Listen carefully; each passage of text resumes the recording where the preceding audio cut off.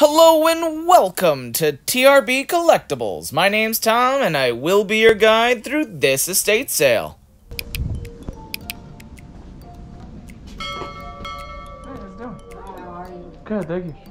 Anything over that is 25% off today. Thank you. So as we just heard walking into the house, today is a 25% off day. Today is day 2 of this sale. This room was absolutely filled with a variety of different categories, as you can see, from pencils and pens and tape dispensers and highlighters to books to electronics and board games. This is the treasure trove. This is one of my favorite kinds of room to pick apart because you'll never know what you might find. And it's always fun to look through.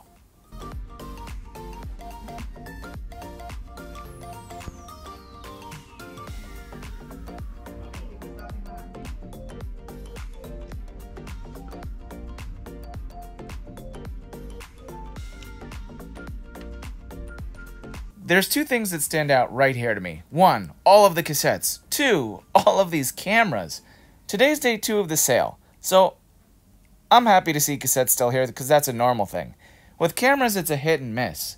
If you're starting to see cameras this late into an estate sale, it means it's all about the pricing. And as you can see, that handheld Canon camera, they wanted $30, even at 25% off. It's not necessarily worth it as a reseller to make a profit on it. More so for an individual, which they're hardly going to come by. So they're going to have to really discount these cameras, and they're probably going to be here until day 3. So coming up on the right, I saw this Star Trek model kit. Almost like a ship model that you would have to hand construct yourself.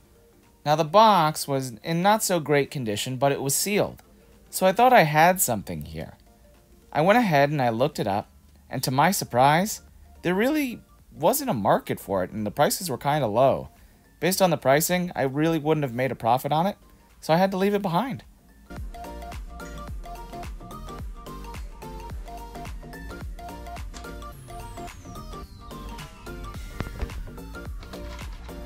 So underneath these candles, I noticed this old school Monopoly that I went ahead and I looked up. It had the majority of its pieces and parts, but there really wasn't much of a market for it, even though it was old. Monopoly has a huge collector's market, but apparently this version wasn't sought after.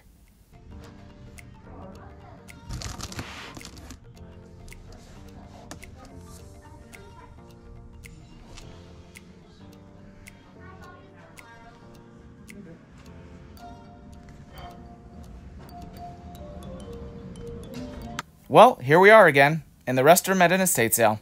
This one is nautically themed, as you can see with all the wood fixtures and, clearly, all the lighthouses. People like to collect them, especially when they go on vacation. These really didn't have any makes or markings of a specific company that I could look up, but it was actually a pretty nice thing to see. Unfortunately, none of them carried a value, so I had to head out.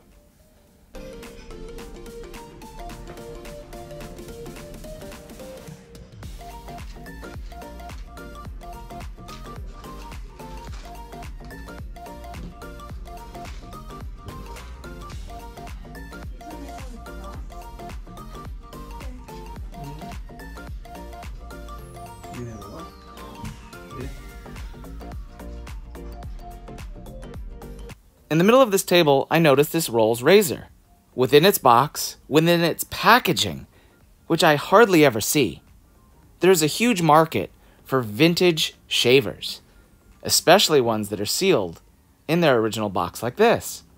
They still actually use them rather than display them, replacing the blade, of course, for the best shave possible. I don't know too much about it, but I'm going to consult a friend and learn more.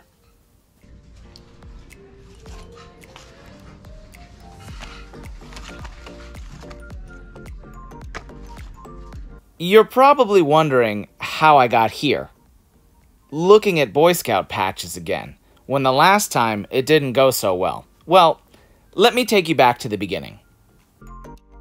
So this is how it all began. I found this sash in this bin that belonged to a Boy Scout, full of different patches. And then I found this manila envelope that was filled with new patches. And I started to look things up, and I knew there was some kind of profit here. I got excited. The price point on all the other items, besides the patches themselves, was rather decent. So I walked up to the cashier to check out and found out that they had even more patches and wanted to know a little bit more. I had put everything that I wanted to keep, mostly the patches and the vintage sash with all the badges on it. I wanted to see if they could work me a deal for all of the patches that they had. They had over 100. I think they had close to something like 150 patches that I was interested in, and I brought up a manila envelope to the final desk where they do the checkout. Do you remember what day we were on? Yeah, day 2. So she starts looking up the individual patches, and I go, is there any way that I could work a deal for all of the patches? With me, she goes, well, how many patches are here? And I go, I think it's about 135. So she counts out each individual patch. I go, to your patches, you count them out. And it came out to like 136 patches. So I had counted them correctly.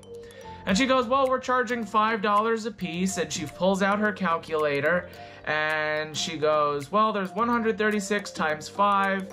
So you have $680. But for today, I can do $650.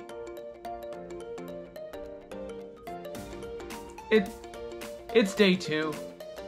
For these patches, I'm looking that I could probably squeak away with like $10 a patch if I'm lucky. The shipping's gonna be really inexpensive at $3.19 at a 4-ounce rate. My profit's gonna be next to nothing, but also I'm gonna keep these patches for a very long time because there will be slow sellers based off of the patches that I did check. I said, is there anything else that you could do? Is there any other fee? She goes, I'm already giving you $30 off. And normally the prices are about $650 for all of these. That's a great deal. And I go, unfortunately, I'm not going to be able to take it. So with that fresh in the back of my mind at this estate sale that I'm going through this basket, there is a good number of Boy Scouts of America patches in here. And a good variety as well. They're marked at $2 a piece. And so that made me think of my previous sale where if I go up to the desk, well, they might count it and charge me full price. So I really wasn't sure what I really wanted to do here. Did I want to make an offer? Was it worth it for me to pick all of these up? And at what point would they charge me too much? Well, I didn't let that dissuade me. I left the patches right on the table. I went through the rest of the estate. Came back and they were still there. I walked up to the estate sale owner and asked, how much do you want for all the Boy Scouts of America patches? And she said, let me take a look. She walks in the room, she picks up the basket, she hands me the basket, she goes, what about $10? I go, $10 for the whole thing? And she goes, yeah, $10 for the whole thing. I go, sure, no problem. When I got it home, it was over 100 patches in there. I was so fortunate, but compared to the last time I found Boy Scouts of America patches, it just goes to show everybody prices everything differently. So from one sale to the next, you might find it again, and you might actually get the price you're looking for. So don't necessarily overpay for something that you might not necessarily need to buy.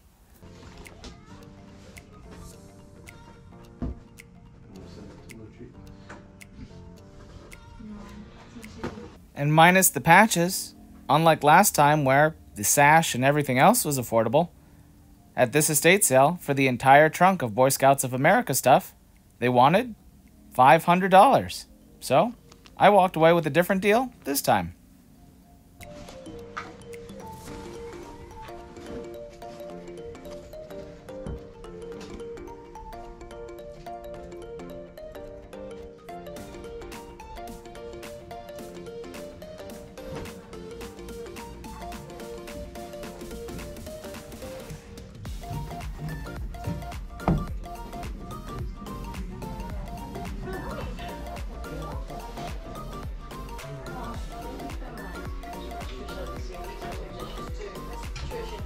Ah, media, my old friend.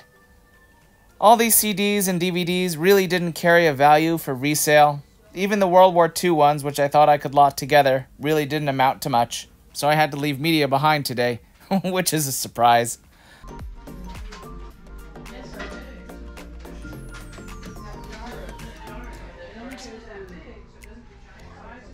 Kinds of stuff down there. Right.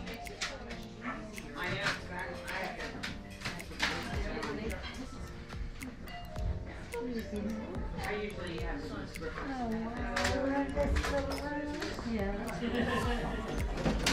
Would anybody like a spoon? No? Well, if you do collect certain ones, they can have a value. To be very honest, I really do not have a lot of information or an idea on collectible spoons. I've looked them up and really don't know what I'm looking at. If you have any information on collectible spoons or know more than I do, please leave in the comments below what you know and what I should be looking for when I go to estate sales as far as collectible spoons.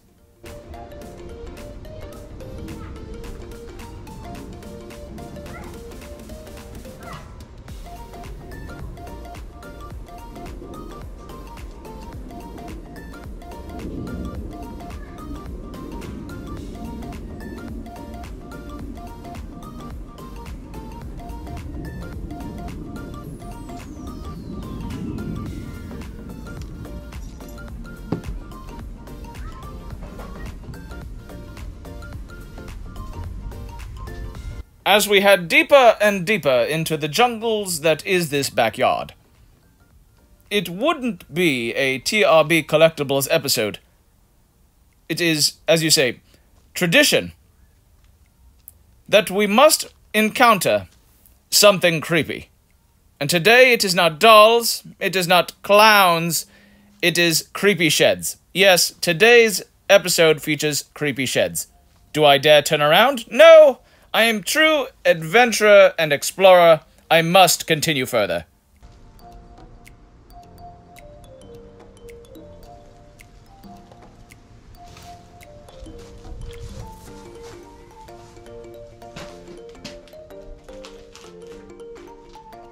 I must look deeper in this shed by going into the drawers and taking chances.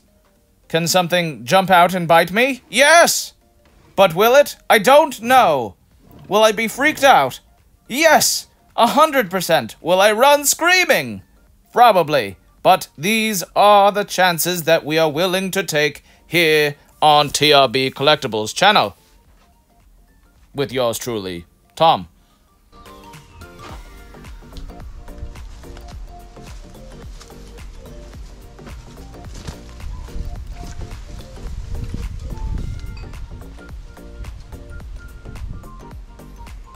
There is adventure to be had everywhere in this backyard.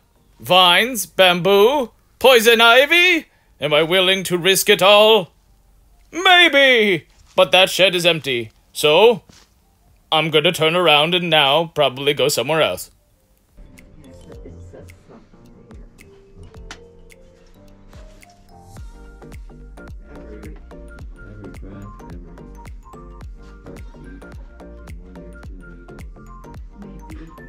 You there! If you haven't already, please be sure to click that subscribe button and check out some of the other videos on my channel. Thank you!